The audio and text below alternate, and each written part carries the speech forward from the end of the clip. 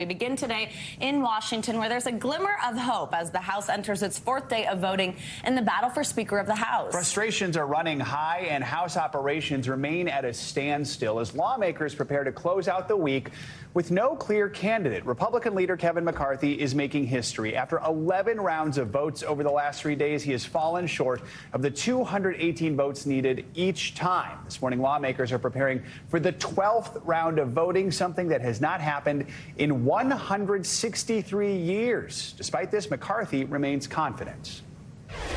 Who else will get to 200 votes? How many more votes? Until we win. I felt very positive yesterday. I feel more positive today. I think we had really good discussions. I think it really come to a really good point.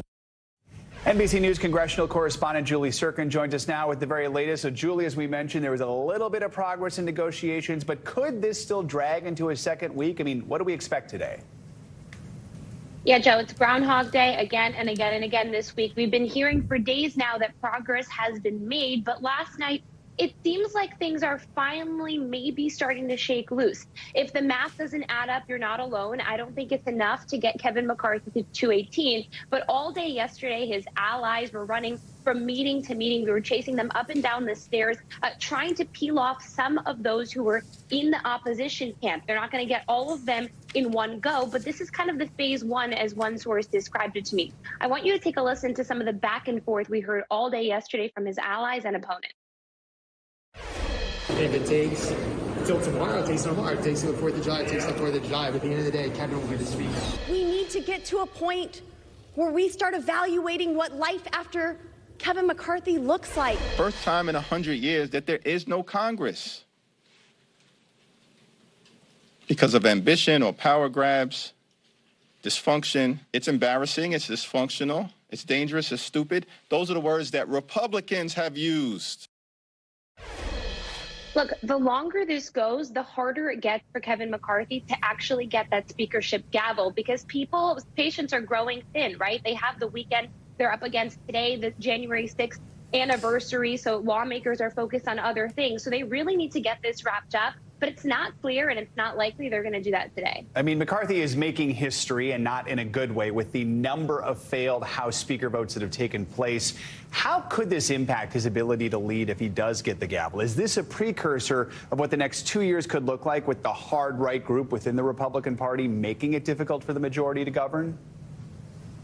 Yeah, that's something people are talking about. That's something moderates are really concerned about. I was talking to a couple of them yesterday who are worried that these concessions that Kevin McCarthy is making to these hard right conservatives could weaken his power and his standing, because some of those concessions, as we talked about, include rules committee changes, putting those members on some of those committees that can actually control the floor, and also that motion to vacate. Any one of those members, according to these new rules, could essentially put up a fight to Kevin McCarthy at any time they wanted to on the floor. So this is really tricky, and moderates I was talking to, there's actually going to be a phone call this morning where Kevin McCarthy tries to appeal to them and try to shake those worries away, but they're worried about how this is going to play the next 2 years. There's already going to be gridlock in Washington with a divided Congress. Moderates are hoping they're going to be able to work across the aisle to get bipartisan legislation passed. But this gets trickier and trickier the more concessions McCarthy continues to make to these groups of hardliners for them to get anything done over the next 2 years of Joe Biden's presidency. Looking at the present, I mean, we've said no business within the House can be handled until the Speaker is elected. There's some crucial legislative matters and housekeeping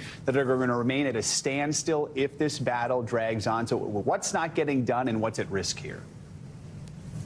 Yeah, this is a big problem. I was talking to members on the Intelligence Committee, for example, who told me I'm not even a member of Congress. They can't get into the special room that requires clearance. All of that has been revoked and put on hold as they're waiting for a speaker to be sworn in. There's also, of course, the issue of pay. Staffers have been texting me all day yesterday panicking about this because January 13th is the last day they'll be able to process their pay unless something happens on the floor for committee staff, for example.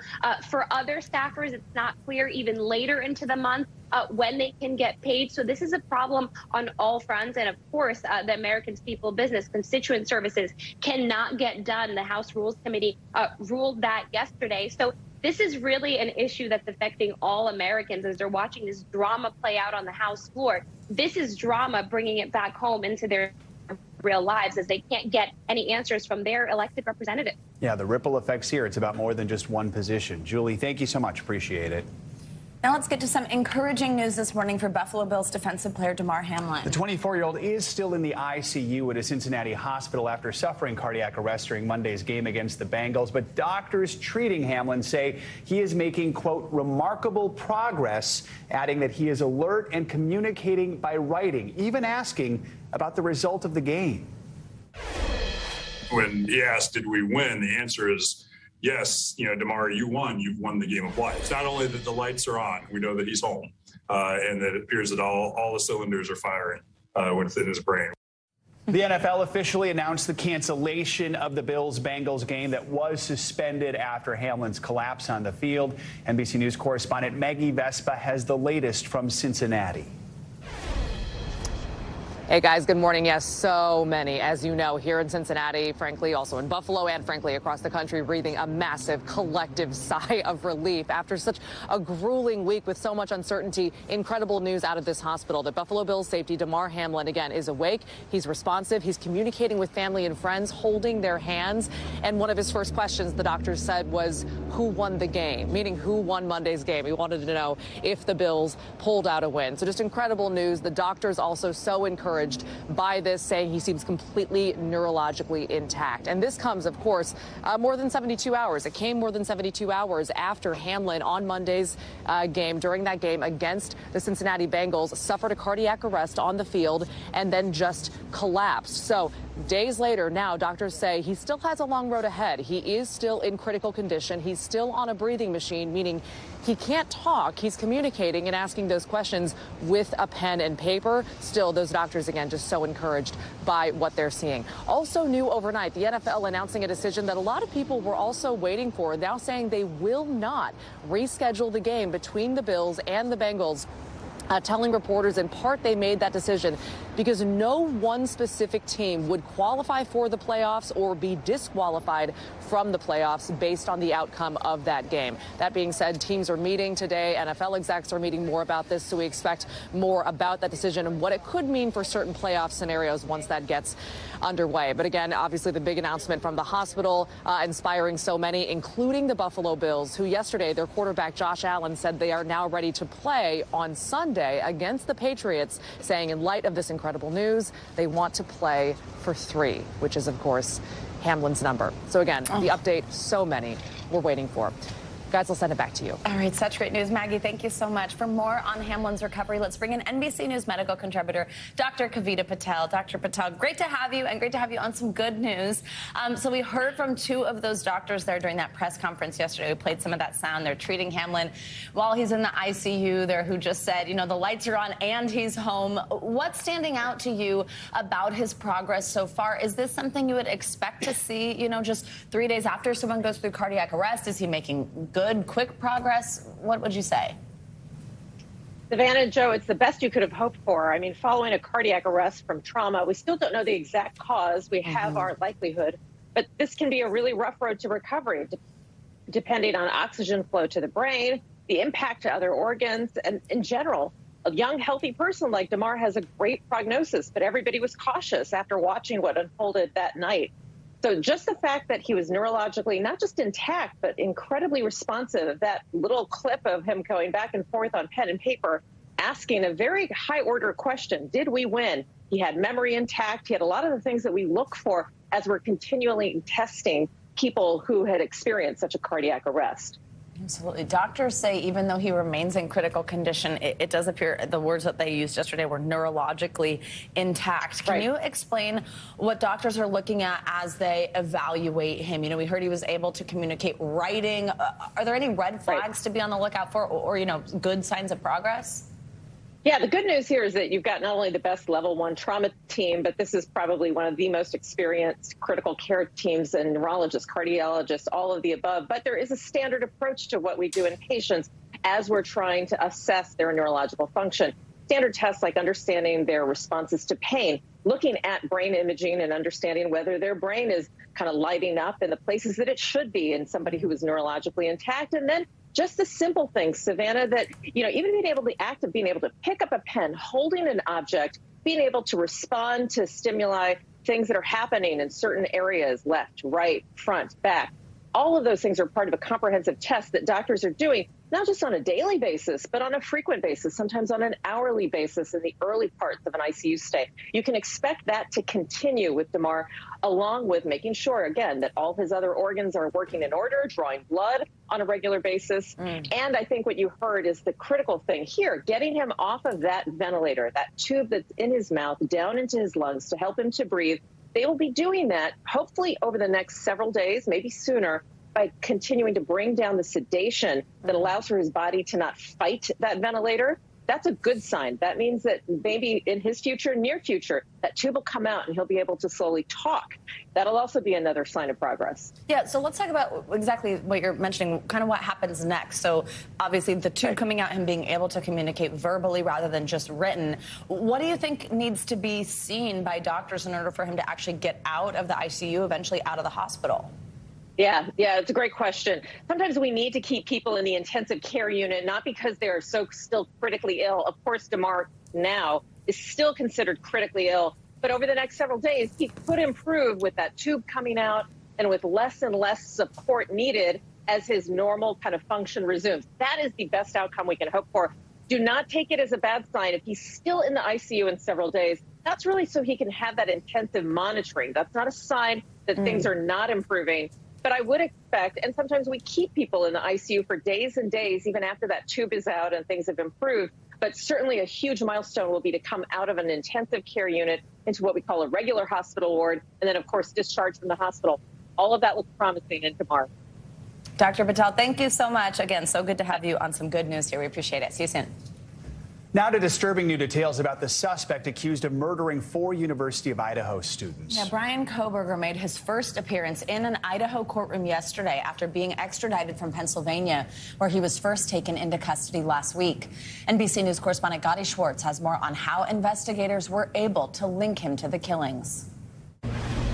As Idaho murder suspect Bryan Kohberger appeared in court. Count 2 alleges that you committed the felony offense of murder in the first degree. Chilling new details revealed about the massacre investigators say he carried out in the dead of night. According to court documents, one of the surviving roommates in the house was awake and heard noises coming from upstairs. At one point, hearing someone say, "There's someone here." That's when she opened the door, heard crying coming from Xana's room, and a male voice saying, "It's okay, I'm going to help you." Minutes later, she saw the unknown man wearing black clothing and a mask walk past her. She stood in frozen shock and locked herself in her room. Why 911 wasn't called for hours remains unclear. Police say the killer stabbed all 4 victims on the top 2 floors of the home, but left DNA on a knife sheath found on the bed next to victim Madison Mogan. Police linking the DNA to Kohberger after taking a sample from trash from his parents' house in Pennsylvania. According to police, Kohberger's phone records place him near the house of the 4 victims on at least 12 occasions prior to the murder, most in the late evening or early morning hours. The night of the killing, his cell phone did not register on any towers, leading investigators to believe he turned his cell phone off between the hours of 3 a.m. and 5 a.m., the same time of the murders. Investigators first used surveillance video of the area to connect the homicide to a white Hyundai Elantra, later located on the WSU campus, just 15 minutes from the crime scene. Police say the suspect changed his license plate and registration for the white Elantra just 5 days after the killings. I have court-appointed counsel. His public defender saying he intends to plead not guilty. Court, the PhD criminology student responding to limited questions. Do you understand? Yes. Saying yes each time he was asked if he understood that a conviction could lead to life in prison or death. It's obviously an emotional time for the family, seeing the defendant for the first time. This is the beginning of the criminal justice system, and the family will be here for the long haul.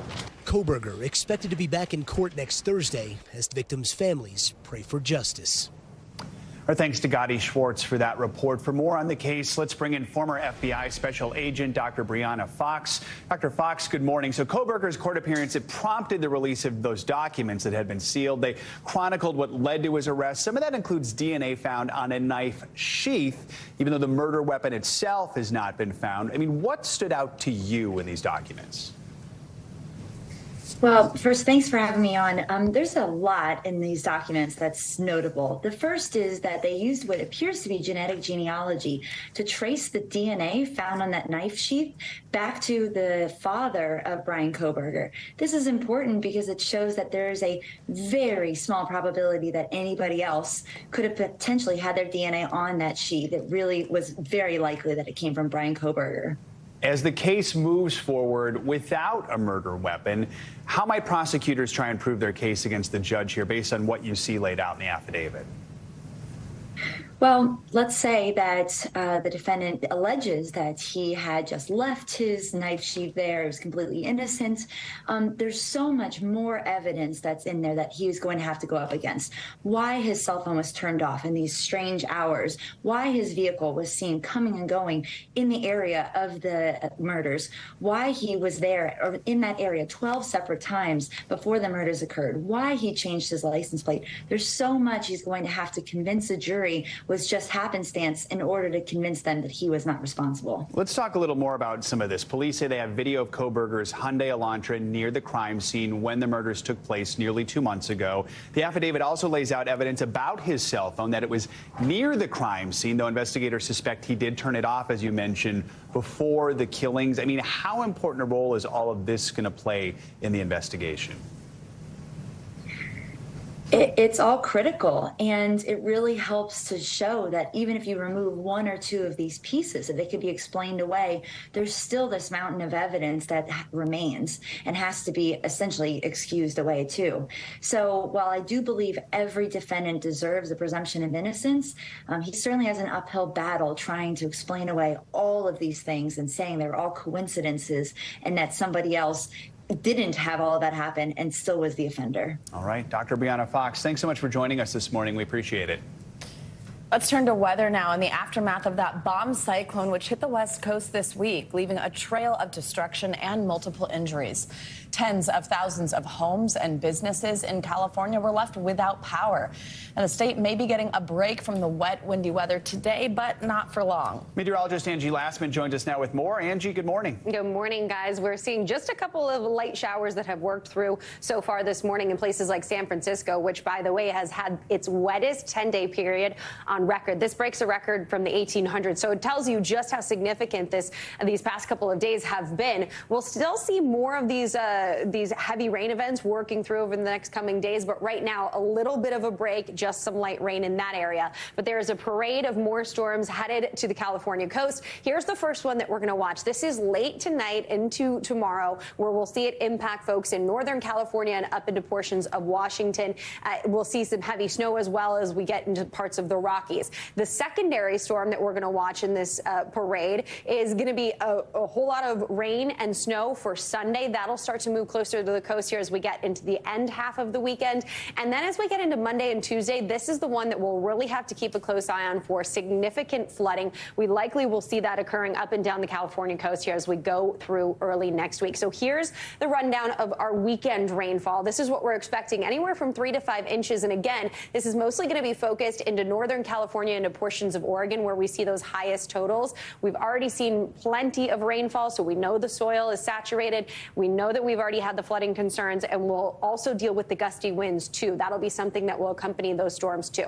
And the snowfall, as we look into the Sierras, we could see anywhere between a foot to a foot and a half by the time we get through the weekend as well. Now let's switch coast and go over to the Northeast, because that's where we're watching for some light shower, some light rain to work through. This is maybe making for a bit of a difficult commute in places like Boston, where we're going to see these temperatures wind down. We'll see it cool down, and we could see a changeover from from rain rather to snow, and it'll make the conditions on the roadways a little slick. This is from a system that's going to continue moving out. A weak cold front. It does again bring a little bit of an iffy condition to the early parts of your day today, but as we get into the afternoon commute, we'll still see some slick conditions in places like Boston and Portland, but better conditions on the way here as as we get into the next couple of days. Along the lakes, we'll also see some of these snow flurries too, so just be aware of that. Looking ahead to the weekend elsewhere, we'll watch for a couple of these thunderstorms working through parts of the south. Record potential temperatures as we get into places like Texas today, which will see highs into the 70s and high 70s at that.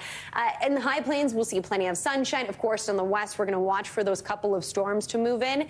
And then you see that light snow that we'll still be dealing with in places like Michigan, Indiana, and into Illinois as we wrap up our weekend. We'll also keep a close eye, guys, on this heavy rain that we'll have working through parts of the south. But really, over the next couple of days, it's going to be all eyes on the west coast as more of these storms start to work in and cause more problems there. Unreal how much rain they're getting. All right. Thank you so much, Angie. Thank you. As the House continues to battle over the Speaker's gavel, you may notice the date on today's calendar. It's January 6th, and today the White House is marking the second anniversary of the insurrection that unfolded at the Capitol. Yeah, President Biden will award the Presidential Citizens Medals to 12 people who defended the building during the attack, including members of the Capitol and Metropolitan Police. Capitol Police Officer Brian Sicknick will receive his award posthumously. A bipartisan Senate report found at least 7 deaths were connected to the attack, and dozens more were injured. And in the last 2 years, almost 1,000 people have been charged in connection to the attack. This also comes just 2 weeks after the January 6th committee released its final report calling on the Department of Justice to charge former President Trump for inciting an insurrection. Joining us now is NBC News presidential historian Michael Beschloss. Michael, good to have you with us on this day. I mean, recent polling from Quinnipiac University found Americans are nearly split on whether the U.S. should move on from the January 6th insurrection. As a historian, where do you fall on this one? I mean, what significance should this day hold in American history? Well, Joe and Savannah, I'm on the never be forgotten side. This was a moment 2 years ago. We almost lost our democracy. We have to always remember those scenes. There were violent marauders who invaded our Congress and our sense of law and order and our Capitol. And if they had been a little bit faster, there's a lot of evidence now that they might have killed our Vice President, Mike Pence, our then Speaker, Nancy Pelosi. There could have been a move to get Donald Trump to not only suspend the election and seize the voting machines, but even martial law, we're learning. If all of that had happened, you might not have had Joe Biden inaugurated, and we would be living in an authoritarian country of brutality and other things that I don't even want to think about. That's how much this meant. The other thing is, remember that in that House chamber today, voting will be new members, many of whom thought that January 6th, that insurrection, was a great idea. Michael, as we mentioned, the January 6th committee has recommended former President Trump be charged with at least 4 federal crimes. Put that in context for us with past presidents and other White House scandals. We have had a lot of scandals in the White House, a lot of presidents who were bad presidents and doing bad things, but they never did something as bad as waging an attack against our American democracy. You know, the evidence that's now coming out, especially from the now retired House January 6th committee, suggests that Donald Trump, as president, was at the center of all of this. Jefferson Davis tried it. He was the president of something called the Confederacy, but Davis was not president of the United States. When before in American history have we had a president of the United States launch what amounted to a coup d'etat against what Congress was doing and against our democracy? That's in a category of its own.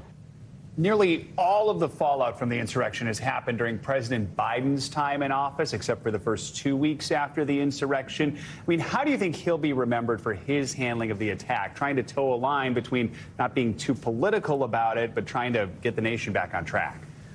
Well, one of the things that presidents do is tell us what's important in history.